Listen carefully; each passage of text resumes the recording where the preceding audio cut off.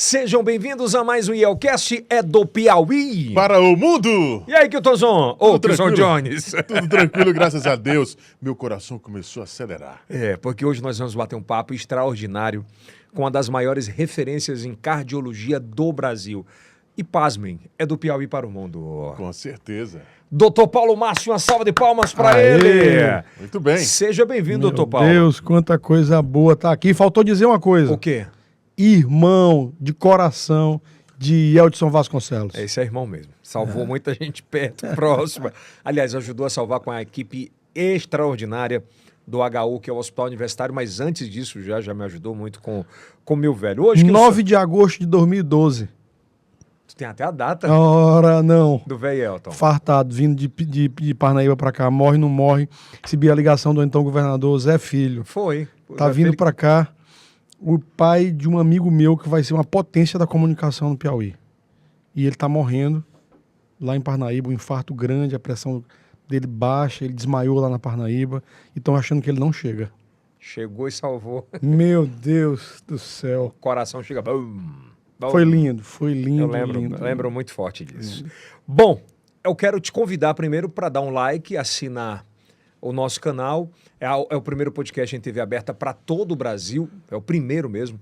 A gente está lá na Rede Meu Norte, que é o nosso grande canhão de comunicação. Então, já em banda aberta na Parabólica Digital KU, o que é muito importante, no YouTube para todo o Brasil, no IELCast. Então, é só dar um Google aí no IELCast, você vai ter no TikTok. A gente está muito orgulhoso do que está acontecendo, com muito orgulho lá no TikTok. Hoje nós somos top 5 já em podcasts no Brasil, com mais de 120 milhões de views.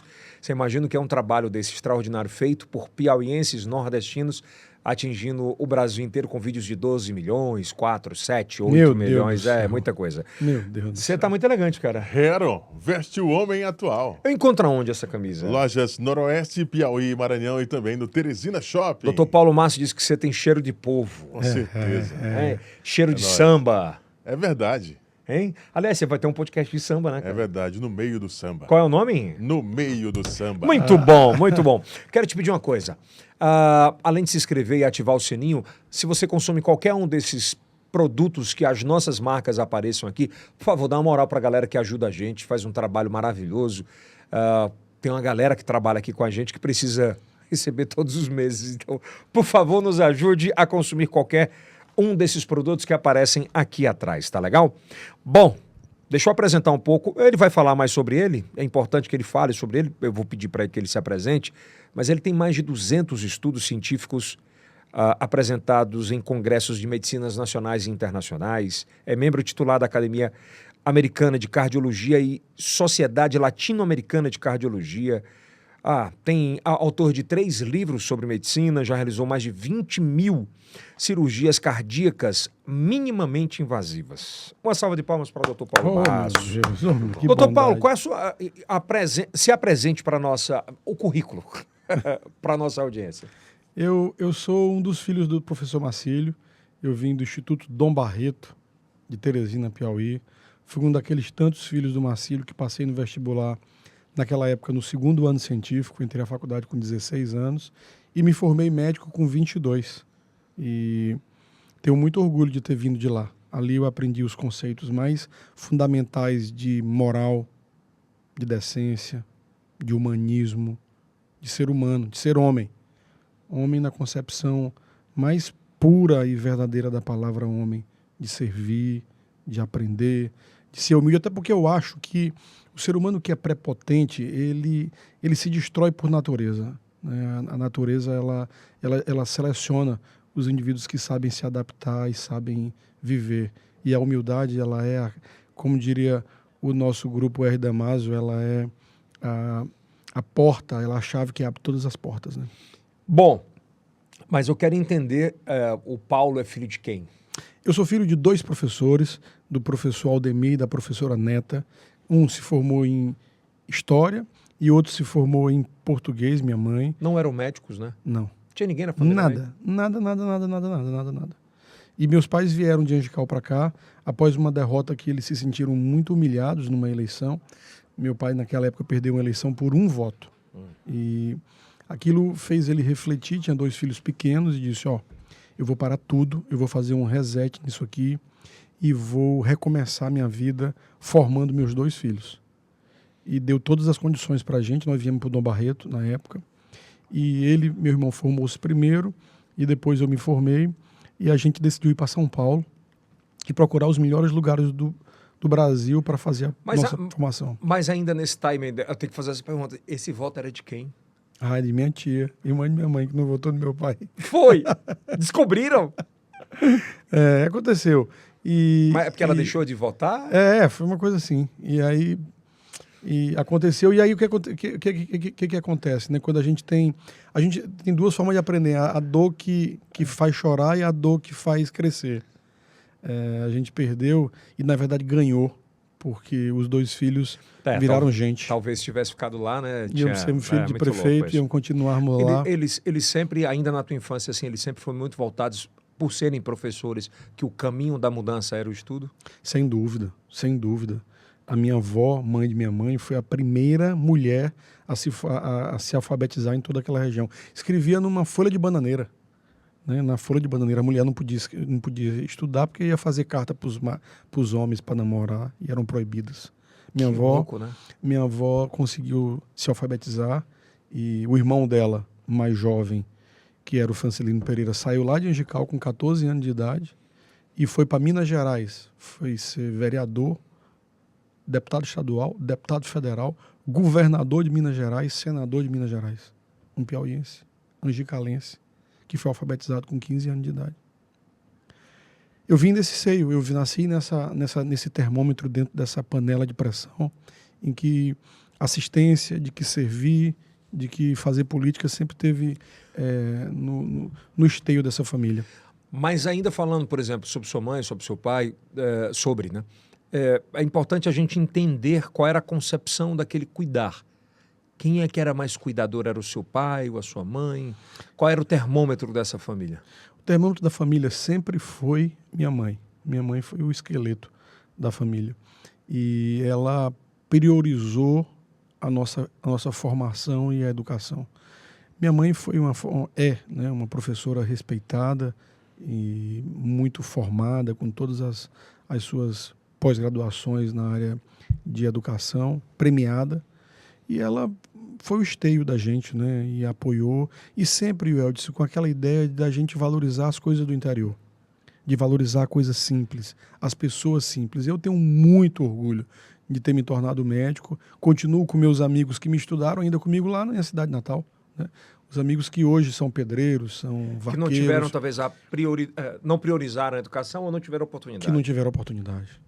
Então eu olho para mim, olho para o meu passado e agradeço a Deus todo dia, Senhor, pela oportunidade. E a oportunidade me fez garrar ela com todas as forças, com unha e com dentes. E eu só tinha uma saída, vencer.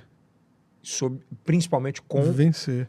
Eu saí de Angical com 10 anos de idade, fui alfabetizado lá, para a rua Riachuelo, quadra 8, casa 20, conjunto São Pedro II, ali do lado da Vermelha. Zona Sul da capital do Piauí. Com muito orgulho, eu sou da Zona Sul, vim de lá. ZS Teresina. Vim de lá e vim ali por trás da Tico Tatores e do Pedro Machado, que eram lojas que havia ali na Barão de Gorgueia, onde eu pegava meu ônibus da Transcol e ia para o Dom Barreto. Aí não tinha carro particular, vendo não? O relógio da Claro Vermelha. que não. Vendo o relógio da Ora, Vermelha. não. Aí não tinha... carro particular? Tínhamos não, na época. Por quê? Seu pai era professor, sua mãe? Minha mãe também tinham vindo de uma campanha derrotada. Eu ia de ônibus, né? Fui de ônibus. Primeiro fui para o Santa Maria Gorete, passei 2 anos no Santa Maria Gorete, porque lá só tinha até o primário. E de lá eu saí para o Dom Barreto. E no Dom Barreto fiz a minha história. Como é que foi entrar no Dom Barreto ali? Tem uns Rafa Boys agora, né? Que a galera... Eu sou uma geração à frente deles. Sou 2 anos, 3 anos mais da geração do Dom Barreto. Mas sou filho do Marcílio, né? Sou da turma do Marcílio e ele pegou a gente, viu aqueles elementos que queriam ser alguma coisa, né? Fui bolsista, depois... Quando fala elemento, porque hoje a gente fala em elemento, né? Como se fosse uma...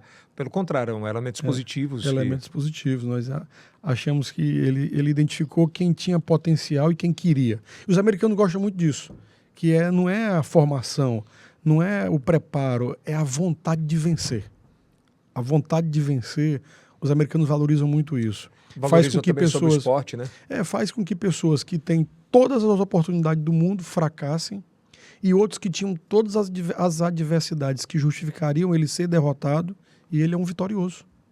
Ele é um vitorioso porque sabe onde quer chegar. Recentemente eu fiz a releitura da Alice nos Países das Maravilhas. E é muito bacana você ver um livro daquele que você lê quando criança e relê quando adulto. Tem uma passagem que eu disse que eu acho muito bacana. A Alice está perdida, aí olha para cima e vê um gato assim em cima da árvore. E ela diz: ô gato, para onde essa estrada vai? Aí ele pergunta para ela e faz a grande pergunta da vida: para onde você quer ir? Aí ela: ué, eu não sei, eu estou perdida. Aí ele, com toda a calma, diz para ela assim: para quem está perdido, ó, mocinha, qualquer caminho serve. Eu sei onde eu quis chegar e agradeço a Deus por ter construído os caminhos para que eu chegasse onde eu estou. Sabe como? Podendo servir, podendo ajudar, podendo ser útil para a vida de tantas pessoas. Para mim, o que mais me realiza, que enche meu coração de realização, que faz eu acordar de manhã e tomar meu café e dizer: o que eu vou fazer hoje? Eu vou ajudar, eu vou servir. Quantas vidas eu posso ajudar? Quantas pessoas eu posso servir? O dia que eu não consigo servir, eu chego e digo assim: pô, meu dia foi vazio.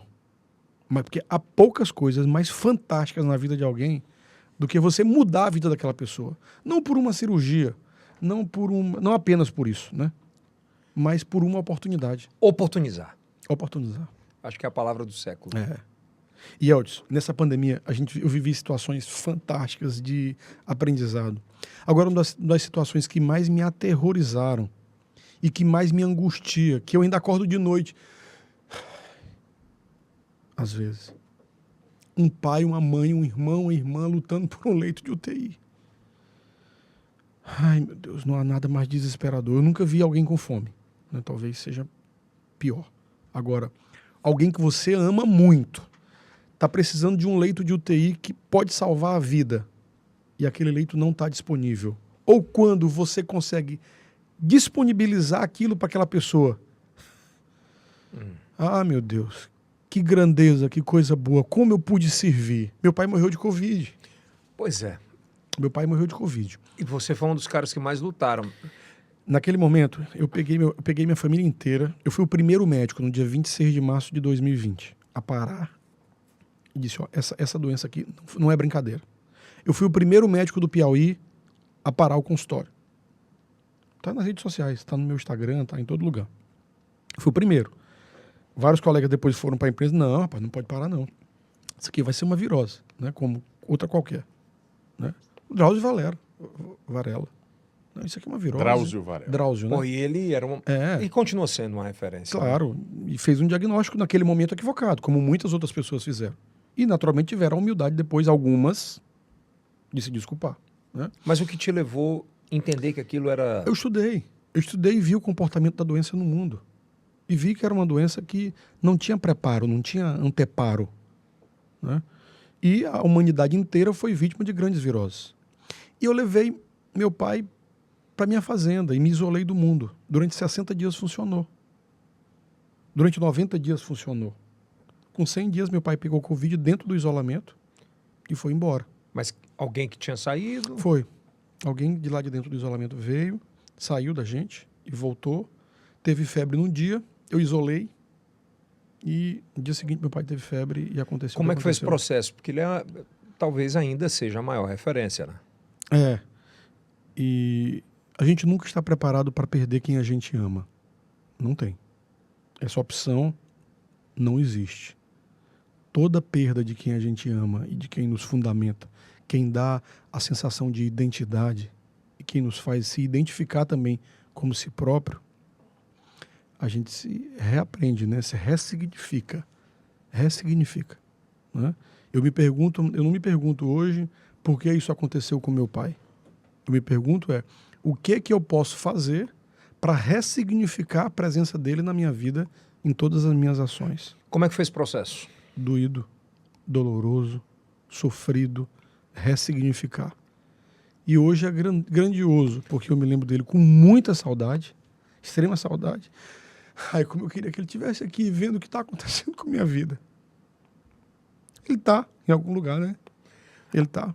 Agora, Paulo, ainda falando sobre isso, assim, você se resguardou e ainda não tinha ido para o embate por completo para a Covid. Não, pelo contrário, eu me acovardei. Eu saí de perto. Pelo pai. E pelo meu pai, ele estava muito frágil, coração trabalhando 15%, fragilizado. Eu digo, eu vou tentar salvá-lo. Quando eu perdi, eu fiz a pergunta da Alice: para onde eu quero ir? Qual o meu caminho? E eu encontrei a resposta. O meu caminho é salvar a maior quantidade de pessoas que eu puder. Eu quero salvar outros pais de outras pessoas que não tiveram a oportunidade que o meu teve. Eu quero poder fazer isso. E se para isso eu tiver que morrer,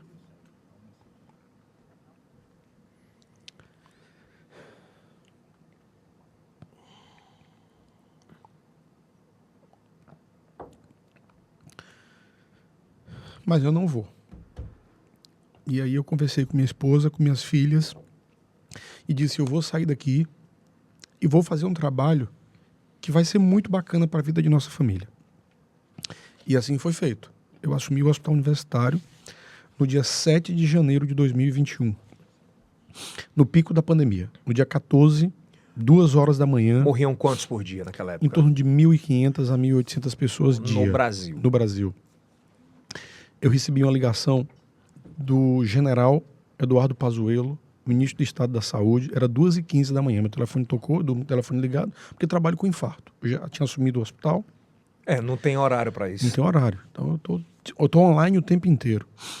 E ele me ligou e disse assim, olha, doutor Paulo Márcio Souza Nunes, aquela voz imponente, eu não sabia quem era, eu digo, sou eu sim. Eduardo Pazuello e General Ferreira, presidente da EBSER. Durante 2 horas, 618 manauaras morreram por falta de oxigênio. É a maior crise sanitária que o Brasil viveu nos últimos anos. Não há oxigênio em Manaus. Nós temos 70 pessoas para desvaziar de Manaus até o dia amanhecer. Eu vou lhe compartilhar vídeos de circulação restrita do Exército Brasileiro, mostrando o caos que está lá. São vídeos... Uma UTI de 20 leitos, tinham 3 ambus e os pacientes sem oxigênio. Morrendo. Os colegas fazendo eutanásia. Era mesmo, pô. Foi. Nenhum hospital até agora no Brasil aceitou receber esses pacientes, doutor Paulo, porque há suspeita de que lá em Manaus eles estejam com uma cepa diferente do coronavírus, diferente no mundo, e essa cepa é altamente infecciosa e talvez seja ela a causa disso. Muito letal. Eu digo, general, o senhor está precisando de quantas vagas? Ele, 70. Eu digo, pode mandar todos. Eu sabia que eu tinha 35 leitos no hospital disponíveis, eu tinha uma recuperação cirúrgica com mais 18, tinha mais 2 salas de centro cirúrgico, eu cancelo o centro cirúrgico, e pronto, eu recebo os 70. Só 9 amanheceram o dia vivos. Desses 70.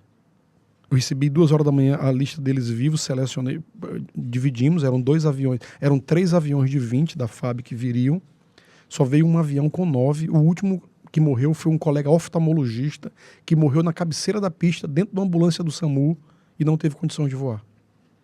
Minha Nossa Senhora. E quando eu decidi fazer aquilo, eu tomei outra decisão, que era, eu não podia receber aquelas pessoas dentro do hospital. Porque como é que eu ia convencer meu enfermeiro, meu médico, a atender um paciente se eu estava dentro de uma sala? Eu fui para o aeroporto, eu fui para lá, eu recebi na mão, e dizendo, seja bem-vindo ao Piauí. O primeiro que chegou era de São Miguel do Tapuio. Até então você não estava vacinado? Não existia vacina. A vacina só veio 1 ano e 2 meses depois. Só veio 1 ano e 2 meses depois, em 2022. Quando a gente recebeu, quando um servidor da minha instituição olhou o diretor-geral da instituição na linha de frente, doutor, recebendo, ele ia dizer o quê? Os primeiros 4 dias eu dormi no hospital. Agora, aquele exemplo de solidariedade, de amor, Aquele exemplo, ele contagiou o Brasil todo. E teve uma sequência absurda de hospitais aderindo. Todos tiveram que aderir, porque o estado mais pobre da nação tinha o que ofertar, os hospitais mais simples da nação tinham o que dar. Por que os outros não iam receber? É porque eles não sabiam, Yeldson, que no hino do Piauí diz assim: quando a pátria pede liberdade, o primeiro que luta é o Piauí. Diga, então, Batalha do Genipapo, né? É isso aí. É bem por aí. Escrito por Da Costa e Silva. E aí nós recebemos mansão de elogio dos principais países do mundo. Eu lembro que repercutiu muito forte isso no Brasil No inteiro. mundo inteiro. Foi a maior operação de transporte de pacientes da história da humanidade depois da Segunda Guerra Mundial. Mais de 2.000 pacientes saíram de lá pelo exemplo dado bem aqui. Teresina, Piauí, bairro Jockey Clube, Hospital Universitário. Doutor Paulo Márcio, qual foi o poder de culpa de Jair Messias Bolsonaro nessa situação? Eu acho que o erro principal foi de comunicação. O principal. Ele se comunicou muito mal. Ele se comunicou negando a doença, negando a gravidade da doença e questionando a vacina. Ele vacinou o Brasil todo, comprou vacina, mas não aderiu à vacinação, não entendeu que existe um grande ato nisso? Eu não acho que há o hiato. O Brasil vacinou muito, vacinou em tempo recorde, mas ele não capitalizou essa vacinação como uma coisa positiva. Uma coisa positiva para a gestão. Nós tivemos recurso, é inegável que houve recurso em excesso. Agora, por exemplo, nós inauguramos uma UTI de 20 leitos de recurso que sobrou da Covid. Eu inaugurei no Hospital Universitário, nessa segunda-feira, a UTI mais moderna do estado do Piauí, com recursos que eu economizei no Covid. Isso é o que em termos de reais? Isso é o hospital ser um dos únicos no Brasil a sair da pandemia com o mesmo número de leitos de UTI que teve no pico da pandemia. Porque a gente não montou leito de UTI de campanha. Eu fiz o meu controle de gestão e fiz meu dever de casa bem feitinho. Eu vou consumir isso aqui e quando eu acabar essa pandemia, nós vamos deixar aqui nesse hospital universitário uma obra que será eternizada. E a gente se eternizou. Fizemos uma UTI com fruto do recurso do Covid lá atrás, que veio do governo do estado do Piauí, quando Teresina entrou em colapso e foi decidido estrategicamente que a gente ia ficar com os leitos de UTI não Covid, o HU seria um grande leito, um hospital não Covid, e eu decidi, não, eu vou passar uma parede aqui no hospital, uma parede virtual. Eu lembro que você falava que tinha uma área, né? Eu tenho 2 hospitais dentro do mesmo hospital, uma área Covid e uma área não Covid, e vou colocar as duas para rodar o máximo possível. E otimizei meus processos internos, qualifiquei minha turma, porque você quer resultado. Quem faz resultado são pessoas. E pessoas fazem resultado motivadas. Não fazem por salário. Eles fazem mais por outras coisas. Quando você bota elas para sonharem. Um sonho sem meta é um sonho simples. Agora, um sonho com meta, com perspectiva, com chance, com querer fazer. E eu transformei 1.718 pessoas em sonhadores. Todos os servidores do meu hospital. Do hospital que eu geri. E nós fizemos Mas tem que falar que é seu mesmo, porra. Revolução. É uma revolução. Uma grande revolução. Grande revolução. Ainda naquela época, quando você pegou o boom, que não conhecia muito sobre a doença e tal, eu queria que a gente falasse um pouco disso, né? As cenas de situações assim que marcaram muito forte. A que mais toca meu coração era uma noite de uma sexta-feira, 9 horas da noite, 8h30, 9 horas da noite. E eu recebo um pedido de transferência de pacientes de Campo Maior. A diretora do hospital gravou um vídeo para mim de 3 cadáveres dentro das ambulâncias, já mortos, guardados ali, porque não tinha mais onde botar dentro do hospital. Que tinha mais gente morta. Foi a primeira ação de socorro que eu fiz, de trazer quem estava lá para dentro do hospital. E naquele momento, a Justiça Federal, o Ministério Público Federal, a quem eu parabenizo demais, entenderam que não haveria fila de regulação para aquilo. Aquelas pessoas tinham que enxergar. A gente tinha que trazer aquilo e fazer com abarcá-las, abraçá-las, levar o que a medicina tinha de melhor para aquelas pessoas e tentar salvar aquela Mesmo região. nessa época, a fila de regulação mandava, Não, porque tinha uma fila. Né? Você não pode. Existem critérios numa fila para inclusive com o regulação. Ministério Público. E Né? num momento daquele de pandemia, quem ia para uma UTI? Né? Como selecionar para quem vai para uma UTI? Né? Quem vai furar essa fila? Né? E naquele momento começou a acontecer uma coisa que agora ficou comum no hospital universitário. Porque o paciente que tem convênio, Yeldson, ele tem direito ao SUS. E o hospital universitário começou a receber pessoas que tinham convênio também. E hospital particular. Porque os resultados eram muito fortes. O resultado do hospital era muito bom.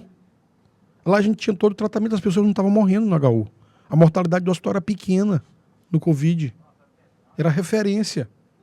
E não tinha leito também no privado para quem tinha convênio. Então, essas pessoas iam para lá. E para quem está me assistindo e não sabe, o SUS cobra o dinheiro do convênio de quem tem convênio. O SUS é ressarcido, você sabia? Ah, é? É, se você tem um plano de saúde E vou você, para o hospital público? quando termina a fatura ali, joga no teu CPF, o teu CPF está cadastrado num convênio de saúde, o SUS manda cobrar da Unimed, do GEAP, da CACI. Eles têm que pagar. Ora, mas rapaz, nós recebemos muito. Muita coisa que eu fiz no hospital foi de recurso que veio, de todas as fontes. Isso é gestão. E tem que pagar, né? Mas paga na fonte, meu amigo. Paga na fonte. O SUS vai lá e pega. E tem que ser. E o hospital, ele passou a ser um celeiro de criação de resultado. E começou ali. Porque quando a gente deu aquele exemplo, todas as parcerias que o Ministério da Saúde quis e pôde ter, ele fez conosco. Então, eu tinha uma tomografia pequena. Eu dizia, como é que eu vou receber esse paciente de Manaus com essa tomografia aqui? Não, doutor, vou mandar uma tomografia nova para você agora. 64 detectores top. A mais top tomografia do Piauí no hospital universitário. Aparelho de ultrassom, os mais top estão lá no hospital universitário. Mamografia com 3D, com biópsia estereotáxica, está lá no hospital universitário. A gente se capitalizou, a gente se profissionalizou. E com isso, a gente tem um hospital hoje inteiro. Extraordinário. Extraordinário. É. O capítulo do hospital universitário é uma das histórias mais bonitas da medicina do Piauí. Nós ganhamos o prêmio agora de melhor hospital universitário do Brasil. Parabéns. Piauí. O Piauí do Piauí para o mundo. Ei, na frente de Minas. UNB. Brasília. Santa Catarina. Paraná. Rio Grande do Sul. Respeite o Piauí, meu amigo. E é verdade. Respeite o Piauí. Respeite os profissionais do Piauí, os médicos Respeite. maravilhosos. Deixa eu te perguntar uma coisa, Paulo. Por que Parnaíba hoje, por exemplo, não pode ter um HU lá? Claro que pode. E por que não tem? Vai ter, tem que ter. Lá tem um hospital universitário, da Universidade Federal. Tem Você sabe ter. que é uma grande ânsia do parnaibano, ou daqueles que saem de suas cidades, como você saiu, muito mais novo, De Angical, para ir de Angical, porque é um grande polo universitário. E por que não tem um HU lá? Não tenha dúvida. Não tenha dúvida. É uma luta tua nisso dessa É uma luta descentralização? total minha. Eu vou entrar com unhas e dentes. E outros parlamentares, assim, outros não, alguns parlamentares me procuraram, como por exemplo o deputado Florentino, o Francisco Costa. É um dever de obrigação do parlamento ofertar um hospital universitário para Parnaíba. Porque você leva desenvolvimento, você leva emprego, você leva renda e você leva qualidade. Um hospital escola precisa ser bom. O hospital escola ele precisa ser o melhor. Como você vai ensinar para os outros a boa medicina se você não é o melhor? Se teus processos não são bons? Lá no hospital, eu recebi uma verba de R$60 mil por mês para treinamento, por ano. É muito pouco. Dá quase, se dividir por 12, Dá 6 mil. dá menos. Dá menos do que isso. Né? Eu fiz milagre com isso. Então, eu peguei o que havia de melhor no Brasil, Hospital Sírio-Libanês e Hospital Einstein. Fui lá, apresentei um projeto deles treinarem multiplicadores no meu hospital, por esse recurso. E eles disseram, não, guarda isso aí, eu vou te dar os cursos. Aí selecionei meu time, essas pessoas foram treinadas, E depois que elas foram treinadas, elas treinaram o hospital inteiro a custo zero. Multiplicadores, né? Os multiplicadores. E isso foi uma revolução. Eu criei centro de custo. Eu criei benchmark para os grandes médicos, os grandes hospitais do Brasil virem aprender aqui no hospital universitário como é que a gente compra, como é que a gente moderniza nosso estoque, controla estoque, diminui tempo de licitação. Pra você ter uma ideia do que representa isso, do momento em que um parlamentar, por exemplo, emenda parlamentar, no momento em que ele diz assim, Paulo, eu vou te destacar uma emenda. No momento em que ele cadastra aquela emenda, que a gente bota o plano de trabalho. Vamos ser bem objetivo. Ele botou 1 milhão. 1 milhão. Em 5 meses o recurso está executado no hospital universitário. Que geralmente dura 2, 3, 4 anos. 4 anos. É. Tem parlamentar que sai do mandato E não consegue entregar. E não consegue entregar. Agora, recentemente, o senador Elmano destacou 10 milhões de reais para o HUT, passou 8 anos no mandato, Não entregaram. não foi feito. Falta de projeto, falta de gestão. Gestão, processos. Aí é gestão de gente e gestão de processos. O nosso prazo lá é de 148 dias. Que louco isso aí. Então, 148 dias. remete muito à falta de comprometimento de quem está à frente. É gestão, é absolutamente gestão. Lá, quando eu abro um processo licitatório, eu tenho o padrinho de cada fase. Depois de prazos específicos, que é 1 dia, 2 dias, dispara uma mensagem para o superior daquele fiscal. Ele tem que ir lá apagar, saber o que está acontecendo. Se em 24 horas aquilo não acontecer, dá no meu celular.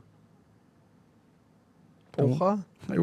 aí eu abro meu celular. O que está acontecendo? Onde está empacado? Ah, porque fulano está de licença, fulano está de atestado, fulano não veio, então quem é o substituto imediato? Pá, você roda. E isso tu trouxe muito da iniciativa privada. Total. São os conceitos modernos de diminuir distâncias, de não burocratizar, de se relacionar com a empresa não apenas por papel, mas por fala.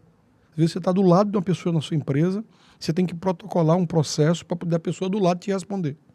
Que tá ali do lado. Do teu lado. E quando tu entende uma mínima vírgula de vender facilidades, dificuldades para ter facilidades, tu execra o cara, tira do pronto. Não, eu trago para ele e chamo na grande. E chamo numa mesa dessa aqui, como nós estamos bonita, como esse é o cast. Tu já fala Meu Deus, como tá bonito aqui. Tu já fala na lata mesmo? Chamo naqui. Ó, a rodada aqui é diferente. A rodada tem que ser diferente. Meritocracia. E aí eu vou dando meta. E a gente vai atingindo a meta e aquela meta, uma vez atingida, se espalha para o hospital inteiro e todo mundo quer brilhar. Todo mundo quer estar junto. Vou te dar um exemplo aqui. O HU precisava ser referência na pandemia. Eu queria que fosse. E o Piauí precisava daquilo. O Brasil precisava daquilo. Eu digo, olha, eu vou vacinar. Não, você está ficando doido, você vai trazer pessoas para vacinar dentro do HU? Vou. E mais. E serei o centro que mais vai vacinar no Piauí. E mais. Seremos o centro que mais vai vacinar e mais vai ser elogiado. Abri 3 turnos de vacina. Na recepção. De manhã, de Pela entrada, tarde, eu vacinei de lá. noite, 3 turnos. Vacinamos o Piauí inteiro. Quando soma todos os outros centros de vacinação, a gente vacinou mais. E eu trouxe as pessoas para dentro do hospital, para conhecer o hospital. Conhecer a área mais bonita do hospital. A entrada, a recepção, limpa, cheirosa. Que parece um hospital, aspas, particular. Particular. E as pessoas viam, pô, tá aqui, esse hospital está funcionando, eu estou me vacinando aqui. E a coisa funcionava, botava todo mundo para atender bem, para a pessoa se sentir bem pelo SUS. O SUS precisa dar certo. O SUS é um baita serviço de saúde pública. O SUS é o maior patrimônio do brasileiro? Maior, e o que a gente melhor produziu de saúde pública. Nos Estados Unidos não é assim. Você tem um sistema que é universal, que o acesso é universal e que atende a todos de maneira igual. Isso é muito bacana, conservar esse SUS, integrar esse SUS, trazê-lo para quem mais precisa da ação pública, não é uma opção. Doutor Paulo Márcio, dever. por exemplo, entre Lula e Bolsonaro, quem é que teve em gestões passadas e gestões agora, a gente tem como avaliar esses dois aspectos, né? Quem é que teve o maior respeito pelo SUS? Eu acho que essa polarização ela é muito importante de acontecer e de pontuar. Um conceito da gestão do presidente Lula é abrir as portas, incluir mais, é fazer com que as instituições, inclusive federais e universitárias, cheguem mais a quem precisa, no maior quantidade de pessoas. Porque há pessoas que não têm nada. Há pessoas que não têm absolutamente nada. Não tem o mínimo de saúde. Assistência. Então, esse olhar de acolhimento, esse olhar de envolvimento, é uma marca registrada, quer quem goste, quer quem não gosta do presidente Lula. Isto é uma verdade incontestável. E será assim. E será assim. Será mais de inclusão e de levar para os descamisados, para os desassistidos, para as classes D, E, F, G, H, o que for, que não tem acesso. Essa é uma determinação do presidente atual. E é inegável. Como também é inegável da gestão do presidente Bolsonaro o rigor com as contas, a profissionalização na análise das despesas, no entendimento da coisa pública como uma empresa, como uma ferramenta que precisa ser sustentável e precisa ter uma análise menos de inclusão e mais de profissionalização. Isso também tem, e aconteceu. Isso evoluiu de todas as formas, né? Então, Ambas as partes. Eu acho que o bom seria a união das duas ferramentas, né? Lula e Bolsonaro? Uma ferramenta de inclusão e uma ferramenta de gestão. Então, nesse aspecto você fala que o Lula é muito de inclusão e o Bolsonaro ele teve uma gestão muito... De números, né? De número profissional. Um pouco mais. E o presidente Lula agora está com uma ideia de fazer as duas coisas. Mas ele não deu uma evoluída agora nessa Evoluiu muito. Você é doido. A primeira reunião que a gente teve agora com os presidentes dos hospitais universitários no Brasil, ficou claro. A empresa que cuida de hospitais universitários agora é SUS. Ela não é apenas MEC, não é só para ensinar. Ela é para assistir. Os hospitais universitários, os hospitais federais estão perto de você que está me assistindo. Bom, nós vamos falar sobre dores agora que o HU consegue atender muito forte, né? Kilson, e eu queria falar sobre isso de uma perspectiva minha que eu passei por isso. Certo. Há uns 20 anos atrás, eu fiz uma cirurgia de adição bariátrica, adição de estômago, uma cirurgia bariátrica, no Hospital Universitário de Fortaleza. Que bacana. Foi o doutor Eládio e doutor Rainer, nunca mais eu vi. Mas enfim, se um dia acabarem assistindo, eu agradeço muito a todos eles. E naquela época, 20 anos atrás, eles tinham um plano de uma sequência de cuidado bariátrico, que era a cirurgia plástica, e porque falta de recursos, eles não conseguiram evoluir sobre isso. Uhum. E pasmem, pouca gente sabe, o HU faz isso em Teresina hoje, no Piauí. Como é que funciona a cirurgia bariátrica para quem não pode pagar na iniciativa privada e tem o HU que está fazendo esse trabalho? Como é que funciona? Como é que eu vou conseguir? Você foi o padrinho.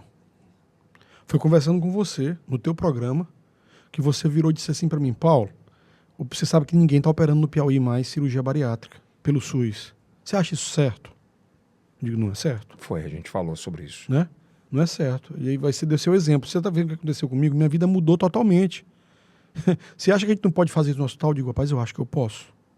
Eu saí do teu programa, juntei meu time e disse, gente, vamos estudar aqui, vamos fazer um plano de ação. Quem é o cirurgião? Pô, tem um cirurgião ótimo que opera aqui. Tem outro cirurgião também que é muito bom. Cadê o grupo de psicologia?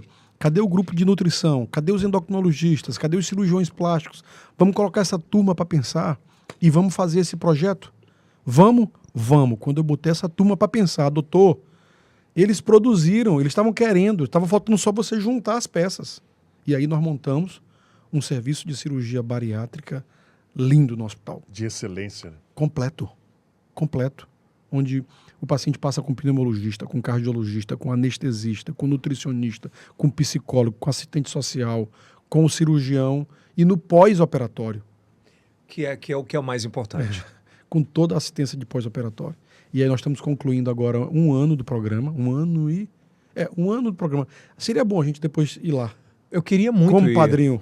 Eu queria muito ir. Seria muito você ir a esse serviço que você foi idealizador. E é por meritocracia, né? Então, não tem quem diga, né? Nada. Então, ali a gente transformou a vida de muita gente. Eu fico muito feliz de ouvir isso de você, sabe? Porque eu sei o quanto a obesidade me prejudicou na minha vida.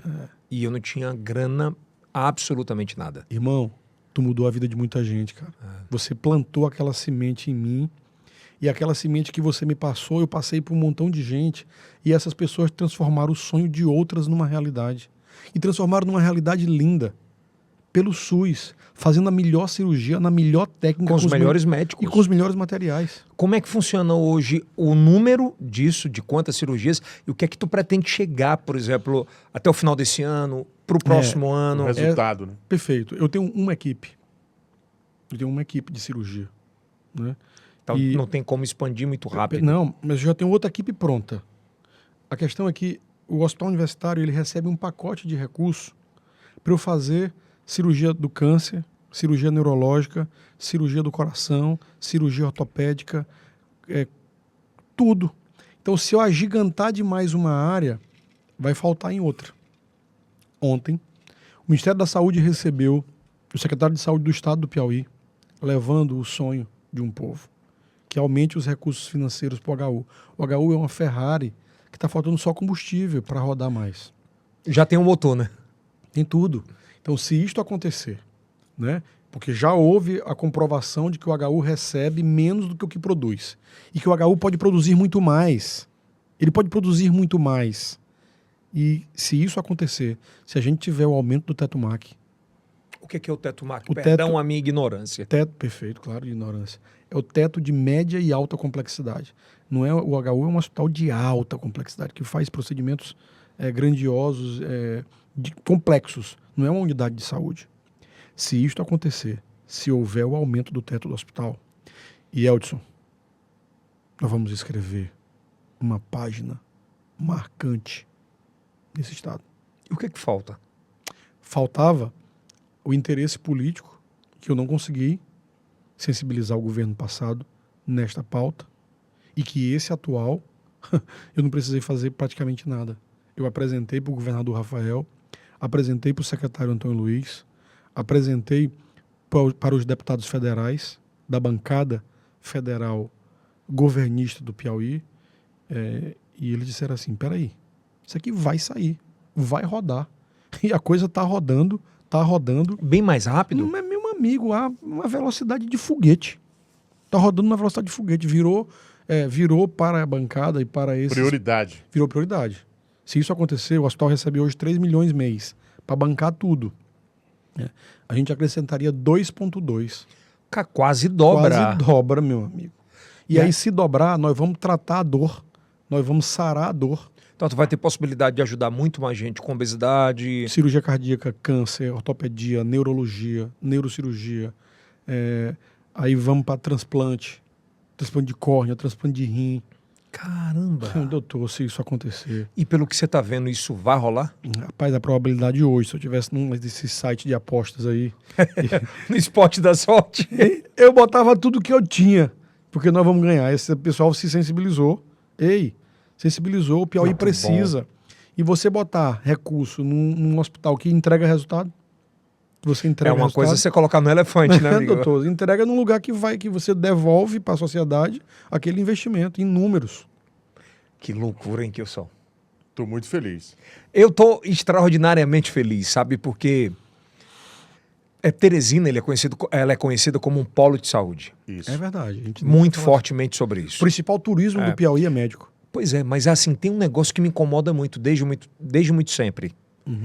É que é um polo de saúde, mas é um polo medíocre muitas vezes. E isso pode incomodar algumas pessoas.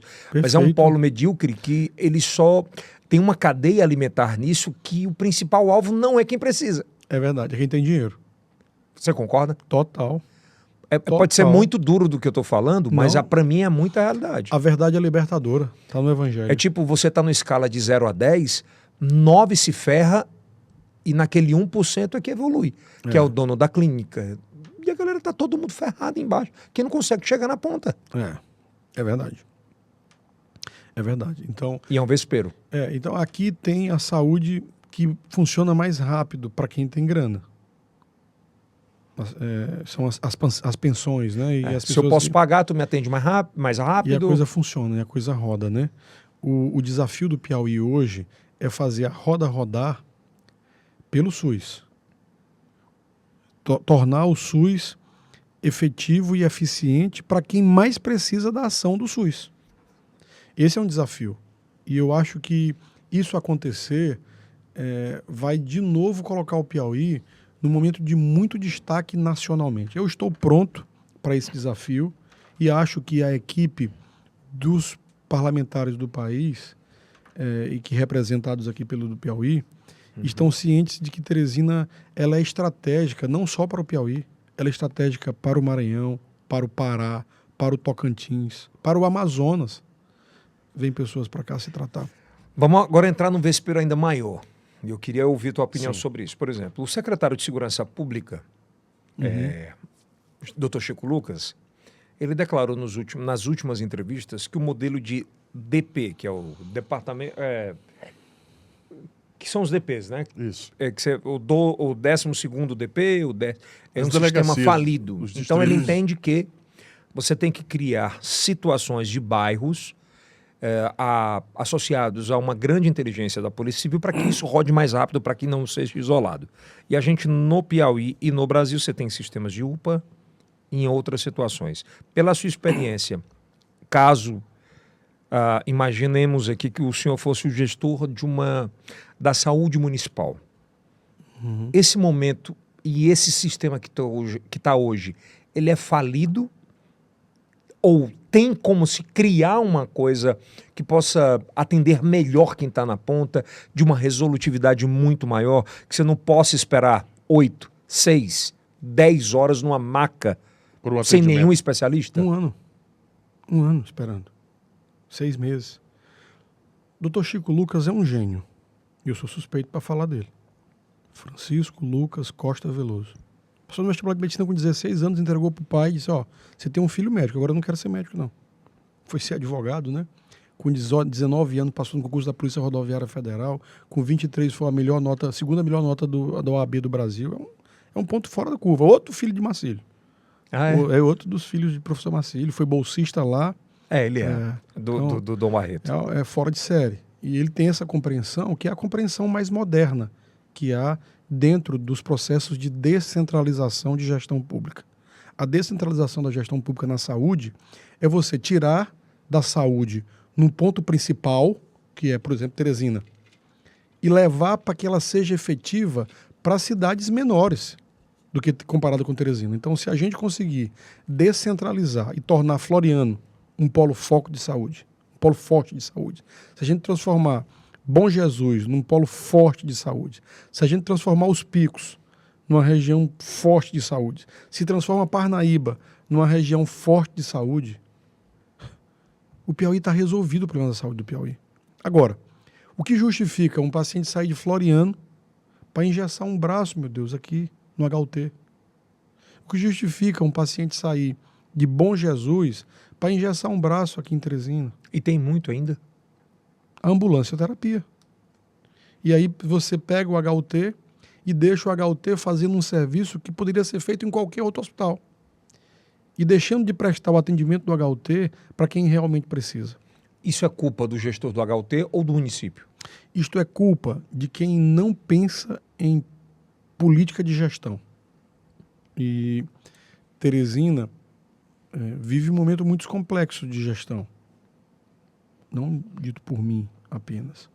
Mas a cidade está na saúde vivendo um conflito, né? Muito grande, de se tornar pouco efetiva.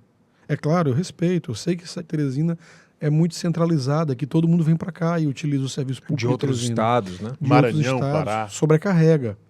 Mas é possível fazer muito. É possível fazer muito pela saúde Com o que Teresina. já tem? Com o que tem, sem inventar a roda. Sem inventar a roda. Então é gestão. Gestão. Hoje, a gente imagina que a gestão da saúde de Teresina e a gestão da saúde do Estado passe por uma transformação e vai sair melhor e vai sair mais estruturado, quem antes de pensar em assistir, pensar em fazer conta e gerenciar as ações. Por exemplo, aconteceu um acidente de carro, virou aqui um ônibus. Se você não organizar o atendimento daquelas pessoas, todas vão morrer. Se você sair alopradamente querendo salvar todo mundo. Mas se você organizar o atendimento para salvar quem pode ser salvado, você salva metade das pessoas. Portanto, num momento como esse, que reconhecidamente o Piauí está sangrando na sua saúde pública, é preciso homens e mulheres preparados para entender que antes da ação é preciso um planejamento. Bom, Kilson, para a gente fechar, eu acho que... É pra isso. fechar esse episódio, a gente vai ter muitos outros episódios que é muito bom. Eu tive informação extraoficial de um companheiro seu, que eu acho que é importante a gente abordar sobre isso e se é verdade ou é mentira. Que era um grande sonho seu de disseminar, principalmente na iniciativa privada, um jeito especial de cuidar sobre a cardiologia, de salvar vidas Perfeito. em restaurantes, em bares, em todas as situações Perfeito. de capacitação de gente que pudesse salvar vidas e que muitas vezes não salvam porque não sabem como cuidar. Que seria uma espécie de selo. Perfeito. Amigo do coração. É isso? É isso. Como é que funciona isso? Essa é uma ideia em que nós vamos colocar em prática, que é levar conhecimento e educação para salvar vidas. Está comprovado em N estudos científicos feitos internacionalmente e nacionalmente que uma equipe, seja ela de saúde ou não, preparada para atender um paciente em parada cardíaca, salva 50% das vidas a mais do que quem não se treinou, do que quem não estudou. Mas como é no cotidiano, como é que funciona? Um garçom, um cozinheiro, um atendente de uma loja, num shopping, se ela é treinada para fazer os primeiros atendimentos em parada cardíaca, ela salva 50% das vidas a mais do que quem não tem. Mas vai dizer assim, eu não sou médico, não sou enfermeira, eu não posso cuidar. Mas você salva a vida. Salva a vida de uma criança engasgada, fazendo a manobra correta, salva a vida de quem está com uma alergia grave e salva a vida de quem teve uma parada. E como é que eu faço isso? Fazendo um treinamento. E a ideia é fazer uma gestão de resultados impactante, fantástica, com o treinamento do BLS, que é o Basic Life Support. É o suporte básico de vida, que é levado para o público leigo. E a gente vai treinar os restaurantes, treinar as escolas, treinar lojas, gratuitamente. Mas eu vou ter que ir lá? De forma alguma. Nós vamos fazer esse conteúdo digital e vamos levar direto para aquela escola, direto para aquele restaurante, direto para aquele clube e botar um selo na porta daquele restaurante. Esse selo é amigo do coração. Todos os colaboradores fizeram o treinamento e fizeram a avaliação depois do treinamento. Todos os colaboradores daquela instituição. Aí eu pergunto ao Que Kilson, maravilha, hein? você vai querer levar alguém, você vai almoçar no restaurante de que não tem o selo ou quem tem o selo? Claro que quem tem o selo, né? Claro. E o selo será montado via virtual. Nós vamos fazer um treinamento em equipe, vamos levar esse treinamento para as pessoas. E eles vão assistir em vídeos. Pode ser um videozinho de 15 minutos, 6 vídeos de 15 minutos. Treina a equipe, faz a avaliação. A galera está bem avaliada. Vai lá a certificação, puf. Cara, dá isso é a nota. extraordinário para, por exemplo, o filho, eu conheço muitos que compram o pão para o pai todos os dias e levam o pai na padaria. Claro. Aí você vai comprar na padaria de quem está certificado. Padaria amigo do coração. Essa padaria é amiga do coração. O domingo o cara vai almoçar com o pai. Num restaurante validado. E a validação gratuita através de um programa de educação de EAD, de educação à distância, através do que nós estamos fazendo aqui. Internet. E quem não tiver envolvido nesse meio... Esse projeto pode ganhar o Brasil. Eu acho que essa ideia é genial. Ela pode ganhar o Brasil, inclusive. Vai ser pioneira isso e vai ser um projeto que vai mudar a vida de tanta gente. Ganhar não só o Brasil, mas todos os corações. É tão... Que eu sou maravilhoso. Fala assim, não, que a gente se apaixona, você falando desse jeito assim. Sabe por que a gente tá falando isso? Porque salvar o pai, salvar a mãe, ou salvar um idoso que tem... Porque muitas vezes a gente não percebe quando a pessoa vai ter infarto. E tem um monte de coisinha... Olha, eu acho uma coisa fantástica. No Hospital Universitário, nós treinamos a equipe não médica para treinamento em parada cardíaca. 15 dias atrás eu recebi uma mulher, funcionária da empresa terceirizada, que faz a limpeza do hospital. E elas fizeram. Todas as funcionárias, todos os funcionários da limpeza do hospital fizeram o treinamento em parada cardíaca. E ela veio irradiante, dizendo: doutor, eu ajudei a salvar uma vida. Paciente do leito tal, da enfermaria tal, teve uma parada cardíaca. Eu estava fazendo a limpeza do banheiro e eu comecei a reanimar ele. E quando eu fiz todas as manobras que eu aprendi e deu tempo da enfermeira e dos médicos chegarem, e depois que eles chegaram, terminaram o atendimento e a gente salvou o paciente. Só foi possível salvar porque o primeiro atendimento foi bem feito, o dela. E ela sabe que foi. E ela foi capacitada... Foi capacitada, treinada. por um curso que nós vamos levar para o teu restaurante, para a tua empresa, para a tua padaria, para a tua escola. E de forma gratuita. De forma gratuita. Isso através do HU. Através do HU e através de parcerias que nós vamos desenvolver com a iniciativa privada, especialmente no que se refere à comunicação. Você acredita que esse passo, por exemplo, ele possa ramificar para outras áreas de demandas brasileiras, de dores? Por exemplo, dores... a gente está falando da cardiologia, de infarto. Certo. E a gente está falando de outras áreas também, principalmente especiais de que não pode... Me ajuda aí, equipe. Outras áreas importantes como autismo, como outras áreas importantes, que ainda existe uma resistência muito forte de querer conhecer como ajudar. É verdade. Eu estou convencido e dou aula sobre isso. Eu ensino alunos sobre isso, de que o importante, o passo importante inicial é o de educação, é a conscientização, é levar uma informação de qualidade mesmo para o público leigo. Pelo contrário, se aquela informação de qualidade muda a vida daquela pessoa e aquela pessoa treinada muda a vida de dezenas de pessoas, é nossa obrigação, mais do que absoluta, de fazer, de acreditar, de investir naquilo. É bem isso. Vai, Kilson. É isso aí. Doutor, qual o tamanho daquela cena onde os brasileiros, durante a pandemia, vibraram com todos os profissionais, aqueles que dormiram nos hospitais? O senhor que também dormiu e que foi aplaudido por todo o Brasil. Qual o tamanho daquela cena? Foi a maior realização da minha vida. A maior realização de minha vida profissional foi poder participar com um projeto que mudou a vida de milhares de pessoas no Piauí, no Brasil e no mundo. Quando eu recebi mensagens da França, da Inglaterra, da Alemanha, dos principais chefes de países do mundo, dizendo que estavam transferindo pacientes da Baviera, da Alemanha para a Suíça, depois do exemplo do Piauí, pacientes sendo transferidos do sul da Itália para a Suécia, para a própria França novamente. E eu penso, Deus, o exemplo do Piauí atravessou o oceano e chegou lá. O exemplo que nós fizemos aqui, de transportar pacientes que precisavam dessa assistência. E na pandemia, a gente doou nossa vida. Nós doamos a vida de nossas famílias para dedicar. E aqui vai o meu aplauso sentido, verdadeiro, correto, de quem deu a cara a tapa, de quem se expôs, de quem deu sangue, de quem deu coração, deu tudo, né? Para bater palma pro técnico de enfermagem. É extraordinário esse Pro cara. enfermeiro, pro fisioterapeuta, que foi lá arrancar o catarro do paciente que estava com Covid, né? Pro médico da UTI, do que operou a traqueia de quem estava com Covid. E dos tantos profissionais que, ao fazer isso, perderam suas vidas. Herói. Eles foram deuses.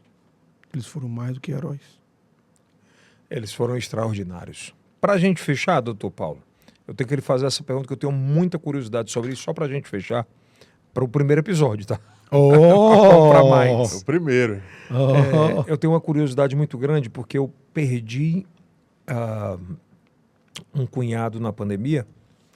Esse cara era maravilhoso, era muito forte ele. E quando eu recebi a ligação do médico, eu recebi a ligação, aliás, do doutor Tiago, que é uma das grandes referências, inclusive foi para o Exército. Foi. Voltou. Foi. Ele é maravilhoso, doutor Tiago. E ele cuidou do meu cunhado. E ele falava assim, no dia da morte dele, ele falou às 23 horas, disse, né, ele está bem, está assistido. Só que a Covid naquela época era tão louca que ela fazia uma inversão, tipo, ela virava 180, 360 tão rápido que você não tinha o que fazer. Previsibilidade. Você não tinha. Como era que era um ambiente daquele, da Covid-19 no ápice, sem medicamento de contenção? De contenção. Qual era o cenário daquilo? O que é que você via naquilo?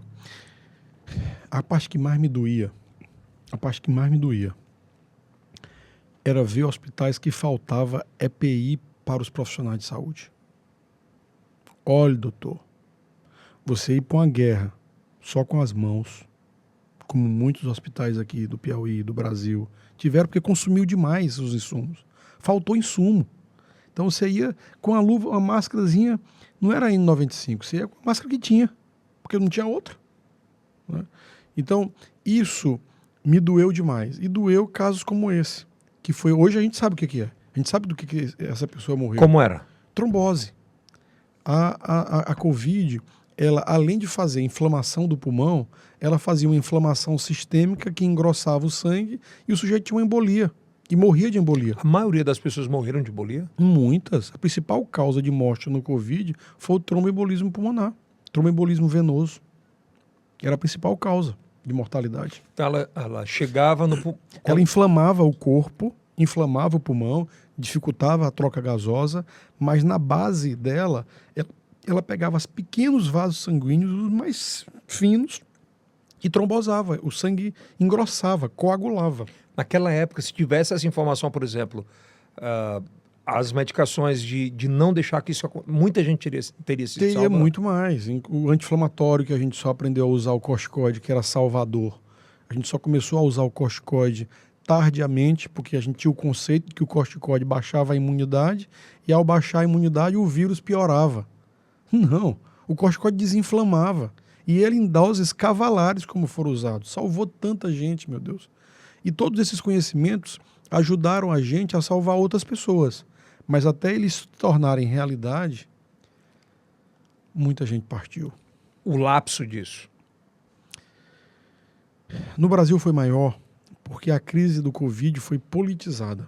O que foi uma grande Foi né? politizado. Então, havia pessoas que, por influência política, achavam uma opinião e outros, por influência política, pensavam outra coisa. Então, a política no Piauí, ela contaminou muito o juízo, contaminou muito a mente de todos nós.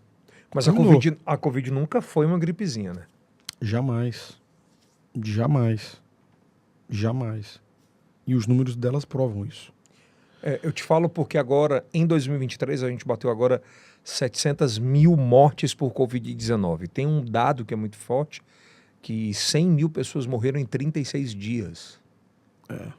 É um dado Assustador. É muito louco. Assustador. É um dado assustador. Só 2 países atingiram essa, infelizmente, meta, né? O Brasil e os Estados Unidos.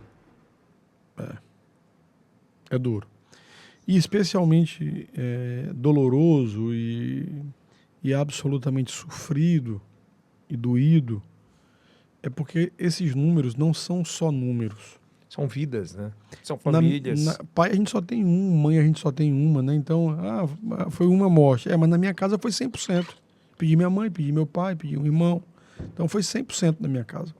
Portanto, eu acho que um dos grandes ensinamentos em que eu carrego isso na minha vida, viu, Yeltsin, e carrego isso nas minhas aulas, é que a gente tem que sentir a dor do outro. Médico bom é médico que se sensibiliza com o outro, que trabalha, que faz tudo, mas que não deixa de sentir, de doer junto com a dor de seu paciente. Acho que vai até a mais, vai bem mais do que isso. É trazer a dor do outro para a sua dor e dizer assim, ou você faz, ou vai dar merda. É verdade. Mas ele tem que sentir que isso vai dar merda. É verdade. Há uma frase de um psicanalista que diz assim, de Cacau, ele falava o seguinte, que conheça todas as teorias, conheça todas as técnicas, mas ao tocar uma alma humana, seja apenas outra alma humana. Portanto, eu finalizo aqui essa primeira parte dizendo que antes de cuidar de pessoas e de corpos, que a gente cuide das almas, que a gente cuide das pessoas como um todo, que a gente não perca jamais, meu Deus, a capacidade de se emocionar e de se indignar com situações que a gente pode mudar. Posso lhe convidar mais vezes? O melhor pod do Brasil, meu Deus! E vendo isso aqui lindo desse jeito, meu Deus. Negro bem lindo vestido. Do Bom Dia. Muito bom. Bem vestido aí, não é não?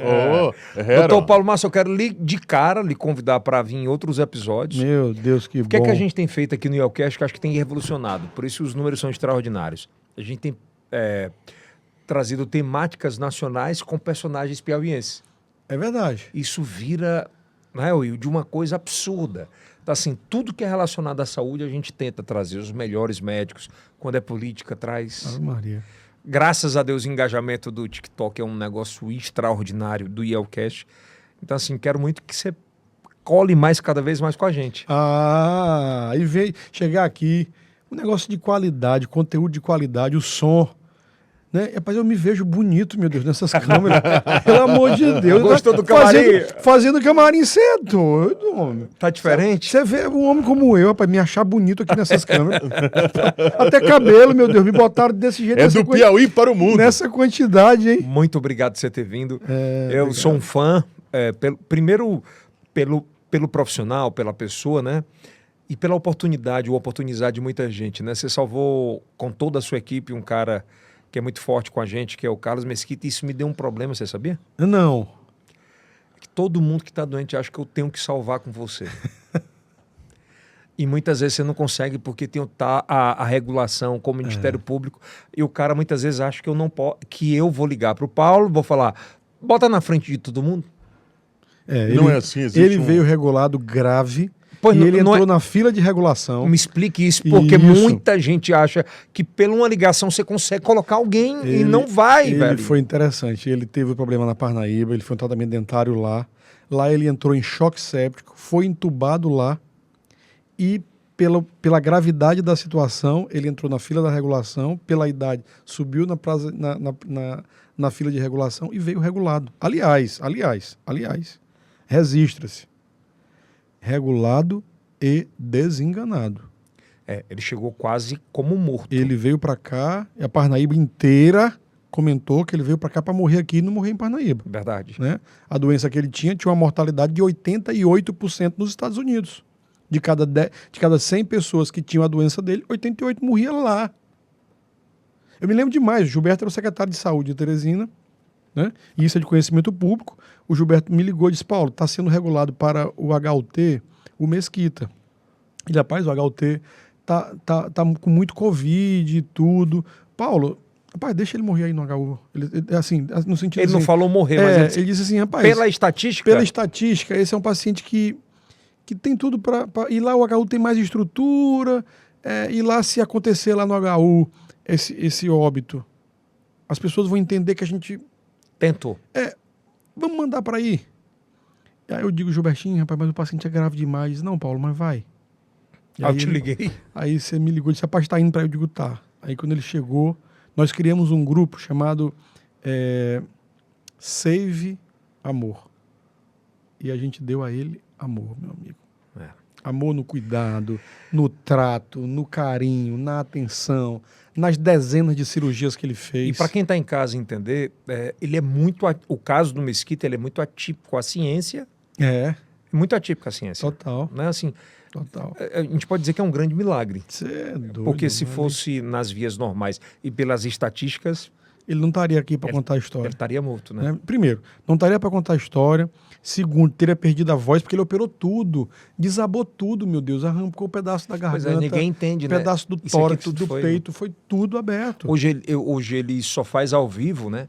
Com a gravata e a camisa muito em cima, porque há um desgaste muscular muito grande. Muito grande. E é muito feio aqui embaixo. Você sabia disso? É muito feio. E sabe o que ele disse para mim um dia? Ele me deu uma medalha. Ele me deu um troféu, assim. Né? É o troféu que eu tenho na minha mesa do HU. Aí no troféu está escrito assim: eu agradeço a Deus por viver e agradeço ao Hospital Universitário por me renascer. É espetacular. Esse troféu bom. tá lá. Campeão de vidas. Muito bem. Espero que você venha mais vezes, doutor. Amor que tá aqui, eu amei estar aqui. É um lugar que... Gostou mesmo? Eu acho que a gente dá para os outros o que tem dentro do coração. Então Com você, certeza. Que é um confessionário, segundo o Kilson Jones. É o confessionário. você e Eldson, e você é perfeccionista, né? Total. Muito. Isso me dói. Muito. Ou Paga não, um preço né? caro por isso, porque cobra das pessoas, às vezes é mal entendido, porque cobra demais. E aquele que cobra demais é alguém que quer o final. Isso aqui que você está me assistindo. O som é puro. A luz ela é top. O enquadramento aqui das câmeras, as câmeras são tudo com lente altamente sofisticada. Porque pega um sujeito como eu, meu Deus, feio, e transforma ele num sujeito mais ou menos. Até passa, bonito. Não, passa Tá aí. bonito, tá bonito. Passando assim, passa com um 7. Mas sabe por que é isso? Porque eu acho que o piauiense merece receber um material de muita qualidade. Passou da época do Patinho Feio, né? Eu acho que aqui Faz tempo. Tudo bem, que me perdoem as Mas comunicações. o Grupo e tudo. Meu Norte, ele é muito forte nisso, em qualificação. Tomara que eu tenho muito carinho pelo Grupo Meu Norte, né? Muito mesmo. O Paulo, a Urias, são pessoas revolucionárias na comunicação que fazem, né? Eu acho que Agora, eu vejo esse I assim, fico pensando na TVI. Não. Aqui o máximo que pode acontecer em dezembro é o Inovação ML. Sem sombra de dúvidas, aqui é um projeto feito a muitas mãos. E eu fico muito feliz, de verdade, doutor Paulo, por exemplo, o Grupo Meu Norte agora, ele se preocupou com uma coisa extraordinária, que é a qualificação profissional. E usar desse poderio para chegar até a ponta, isso é extraordinário e acho que a gente vai evoluir muito sobre isso. Então, de cara, eu quero lhe agradecer esse primeiro episódio. O primeiro, aguente. Só o primeiro. A gente vai bater muito papo sobre muita coisa, mas muita coisa. Você vai trazer ele bonito desse jeito, bem vestido. Sempre, Hein? sempre. Hein? Mostra, dá um close nele, dá um close pior nele. Que com o Kilson eu não posso mais desquitar, não. É. Kilson, não tem mais desquite contigo. Não tem. Né? Definitivo. No próximo episódio, eu conversei com o Dr. Paulo Márcio, a gente vai começar a trazer episódios cotidianos. Ele vai ter um podcast na Estação I. Com certeza. Oh, que maravilha. De saúde. Posso anunciar? Pode, já. Nós vamos fazer um podcast aqui de saúde, em que a gente vai abordar a cardiologia e outras áreas da medicina. O que é muito importante. E vamos fazer um bate-bola de especialistas aqui. Cardioendocrinologista, Ele vai poder saúde. trazer todos os médicos aqui, bater papo sobre todos os assuntos. Nós vamos escrever uma das páginas bonitas da comunicação em saúde no Piauí e no Brasil. Com a qualidade extraordinária. E o que é bom sobre isso? É que só quem ganha é o Estado. Né? A gente vai ter N possibilidades de falar sobre muita coisa e sobre muitas informações e tem uma novidade. Em agosto, nós vamos ter a maior feira de medicina do Nordeste, que é a Nordeste Médio. Top! Vai ser revolucionária? Para fazer negócios em saúde, para vender produtos, para vender serviços no Nordeste. Nós vamos fazer história aqui em agosto. Nós vamos fazer o maior centro de discussões sobre a nova medicina, né? Opa! Com comunicação de qualidade, com serviço de entrega de resultado fantástico, produtos tecnológicos em medicina, a comunicação, a tecnologia da informação. E o Grupo Meu Norte, junto com o Centro de Convenções, a Calor Produções, elas serão, esses meios, esses canais, né, serão preponderantes para que isso aconteça e que bom que é do Piauí para o mundo. Apenas. Meu irmão velho, obrigado. Doutor Paulo Abraço Márcio. de almas e de corações. Por Seja favor, sempre Kilson bem-vindo. Jones, anuncie e finalize o podcast. Bom, recebemos aqui doutor Paulo Márcio. Meu coração foi às alturas. Boa! Até o próximo episódio aqui em cima no E-Card. Você já vai lá e assiste o próximo. Isso é o IELCast Do Piauí para o mundo. Até a próxima.